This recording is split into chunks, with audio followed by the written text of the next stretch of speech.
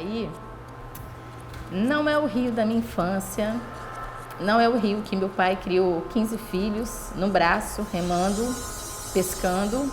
Esse rio que está aí, ele é o absurdo do que um progresso monstruoso pode fazer.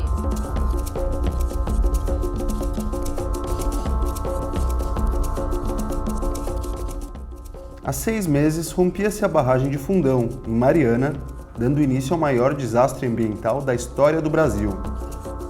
A quebra da estrutura, que é controlada pela mineradora Samarco, despejou uma enxurrada de lama contaminada por rejeitos de minério aos rios do Carmo e Gualacho do Norte. O material tóxico que até hoje vaza da barragem alcançou o Rio Doce e chegou ao Oceano Atlântico, deixando um rastro de destruição do ecossistema, além de 19 mortos em Mariana.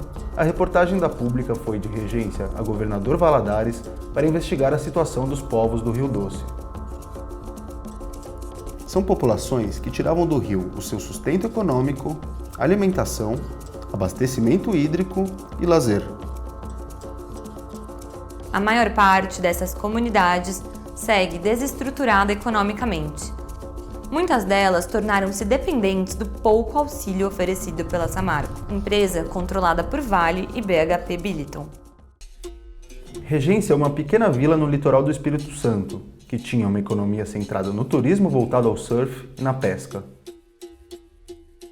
A pesca é uma parte da minha vida.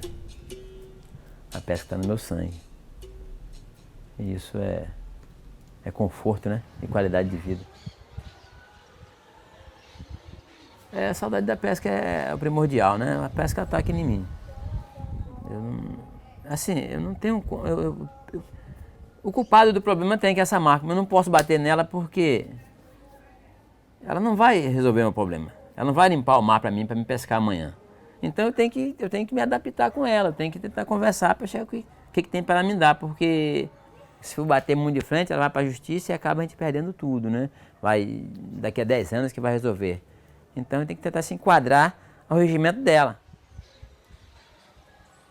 Nós exigimos ela que ela fizesse uma base dela em regência, essa marca. Empregar os pescadores todos para monitorar o rio e colocar umas boias, né, no entorno das ilhas, né, para a poluição não entrar nos mangues, né. Ela ofereceu até um salário bom para nós, para pescadores. Os pescadores empregados pela Samarco recebem também um auxílio mensal da empresa, no valor de um salário mínimo, mais 20% do salário por dependente e uma cesta básica. No entanto, o acordo não se estende a comerciantes e trabalhadores do turismo, que também foram impactados e hoje não têm fonte de renda.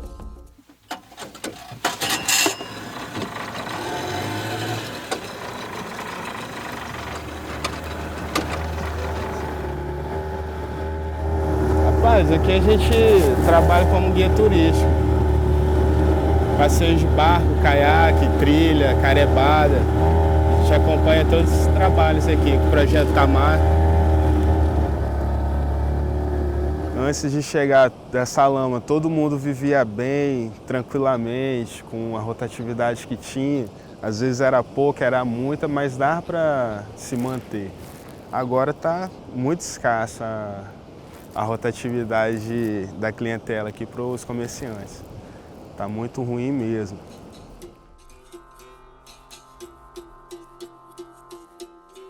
Encontramos em Regência uma sociedade fragmentada. As reuniões fechadas entre a Samarco e alguns moradores são motivos de queixas por parte da população, que quer mais participação nas decisões sobre o futuro da vila e fala em cooptação de lideranças.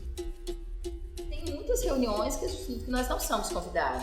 Às vezes, nós estamos num grande palco sendo ensaiado, entendeu? Eles nos chamam para uma reunião e você tem uma nítida impressão que já houve uma reunião, uma pré-reunião, e que eles já decidiram tudo e que eles estão ali simplesmente porque eles têm que ouvir a comunidade e os seus segmentos. Os nossos jovens, eles olham, eles não reconhecem mais a vila, porque o rio se foi, o mar, que durante muito tempo, além da pesca, começou a ser vinculado à prática de surf também, ficou impraticável. Então, o que eles vão fazer aqui? Não é só em nível local que a opinião dos atingidos pela tragédia tem sido ignorada. Em março desse ano, foi fechado um acordo extrajudicial entre as mineradoras envolvidas, o governo federal e os governos de Espírito Santo e Minas Gerais, sem que as populações impactadas fossem ouvidas. O acordo dá às mineradoras a atribuição de escolher quem e como indenizar pelo desastre. O Ministério Público Federal e os Ministérios Públicos de Minas e Espírito Santo repudiaram o documento. Realizaram um acordo, os entes federativos, a União, o Estado de Minas e o Estado do Espírito Santo, juntamente com as empresas, a Samarco, a Vale, a BHP, sem ouvir os principais interessados, que são os atingidos. É claro que isso viola a validade do acordo. Em nossa reportagem, acompanhamos a caravana territorial da Bacia do Rio Doce, uma expedição promovida por movimentos sociais para reunir denúncias e articular comunidades afetadas, numa tentativa de dar mais volume à voz dos atingidos. A luta é muito desigual, todos nós sabemos, tem uma lucidez que essa luta é muito desigual. Mas todo mundo está aqui nessa praça vivo, se colocando, a gente está articulando. Com a caravana, acompanhamos um debate público em Mascarenhas, pequena vila de pescadores espremida entre a estrada de ferro Vitória-Minas, controlada pela Vale, a barragem hidrelétrica de Mascarenhas e o Rio Doce contaminado.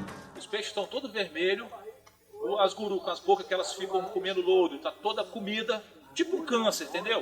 O peixe está com câncer, eles estão tipo um zumbi, eles estão vivos, mas podres. Os moradores de Mascarenhas se queixam de que a Samarco, a causadora do desastre, os abandonou à própria sorte. Aqui, os pescadores não foram empregados pela empresa e recebem apenas o auxílio de um salário mínimo e uma cesta básica por mês.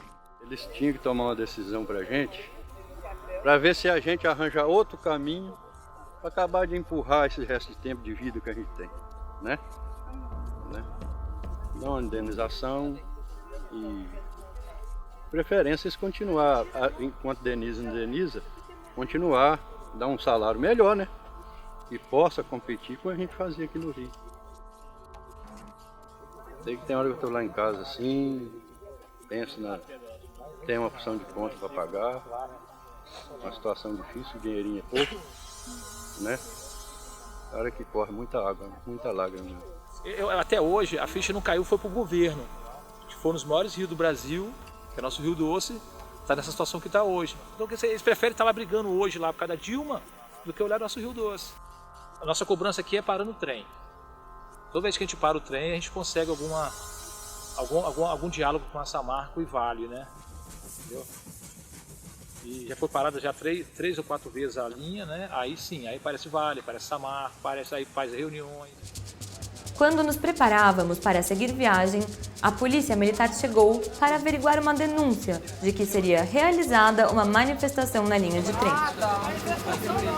Porque eles falaram que teria uma outra manifestação aqui, por isso que solicitou a nossa presença. Vamos aqui pacificamente. Eu também estou. A senhora que chama a polícia? Oi? A senhora que chama a polícia? Eu não. Deus me livre. Eu estou trabalhando em prol da minha comunidade, não gosto de manifesto. Colocar fogo na linha, para mim isso chama-se vandalismo. Ah, claro que a gente não gostou do assunto do rio, né? Agora a água do Rio Doce, só Deus. Embora divida opiniões de ribeirinhos, a estratégia de parar a linha do trem parece mesmo chamar a atenção da Vale. Foi com um protesto na ferrovia que o povo indígena Krenak conseguiu a distribuição diária de água por parte da Samarco. No entanto, o Rio Doce representava muito mais do que água potável para os Krenak. A água para nós do rio não é simplesmente abastecimento, subsistência. É cura, né? Envolve toda uma questão cultural gigantesca, né, em torno do Rio Doce. A cultura ela deu uma estagnada, ela totalmente paralisada. E agora o nosso povo tem buscado muito se unir, né? Se concentrar para ver de que forma que a gente procura um caminho, acha um caminho para poder sair de tudo isso. E que está sendo muito difícil, porque todas as saídas elas parecem estarem fechadas, né? A caravana territorial da Bacia do Rio Doce terminou em Governador Valadares, onde reuniu denúncias de diversas comunidades. Embora cada uma esteja se adaptando à sua maneira, a falta do Rio Doce é profundamente sentida por todas, e a esperança de que um dia ele volte a ser como antes é cada vez menor. Eles entraram na nossa casa, não limparam os pés, não pediram licença, estão tentando dizimar a nossa vila, a nossa cultura, o nosso modo de viver, a nossa simplicidade, a nossa essência, mas nós vamos resistir. E enquanto a gente tiver força, enquanto eu tiver força, a gente vai resistir, porque nós não vamos querer essa herança, sabe? A herança que nós queremos é pelo menos a possibilidade dos meus filhos nadarem nesse rio.